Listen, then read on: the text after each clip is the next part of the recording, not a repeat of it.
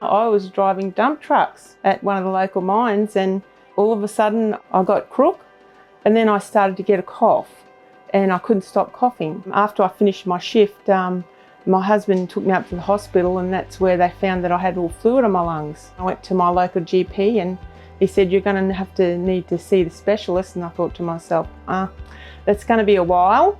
And he says, "It just so happens they're flying in today." And I just couldn't believe it. And I think it was that afternoon or the next day, I was in the heart bath. We've identified many patients. Ellen is just one of those examples. And in her case, she was in trouble. She presented with severe heart failure to a local hospital. She couldn't breathe. She was fluid overloaded, and her heart was only pumping at 10% of what it was expected to pump. And if she wouldn't have presented herself to the hospital and they would have liaised with us, she could have probably died. It was very debilitating, and I spent most of my time in the lounge chair and being depressed because I couldn't help with the housework or much at all. It's very hard to watch your mum going from lively to, just doing a couple of chores and be out of breath. Right between the shoulders, right there, there's shooting pain, and I could not go any further. It's just like someone nailing you in the back. She was always a healthy lady. She never smoked, never had extremely high blood pressure or other risk factors. So in her case, it was something much rarer. We diagnosed the condition on the truck. Most importantly, started her on the right medication straight away. Then brought her to Brisbane to do an angiogram to exclude blockages in coronary arteries and a cardiac MRI. And then we up-titrated her medication, which is always the first step, to a maximal level.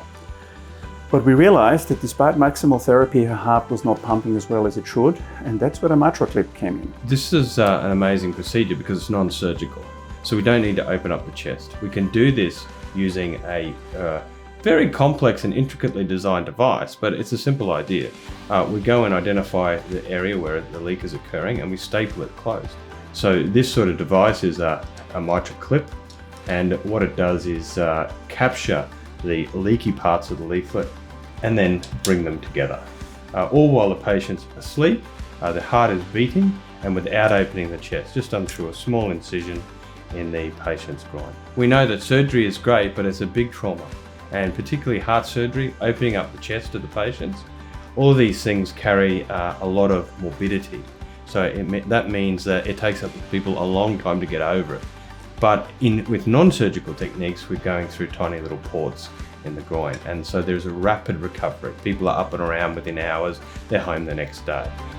And in Ellen's case, things like MitraClip, to have that conversation with her on the day, to organise one trip for her to come down to Brisbane and then go back to her community and get on with life. It really speeds up the process, and for Heart of Australia, which is making healthcare more accessible to country patients, it's what it's all about. With the Heart of Australia Structural Heart Program, which includes educating GPs and health practitioners about new technologies like MitraClip, we can offer people out in the country the very best of what's available to help them with their heart conditions.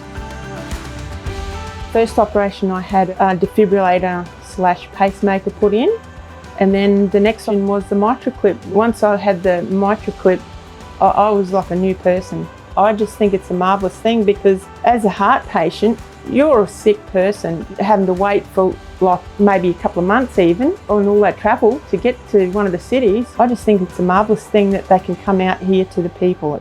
Ultimately, the mission of Heart of Australia is to give country people an equal chance at a long and healthy life.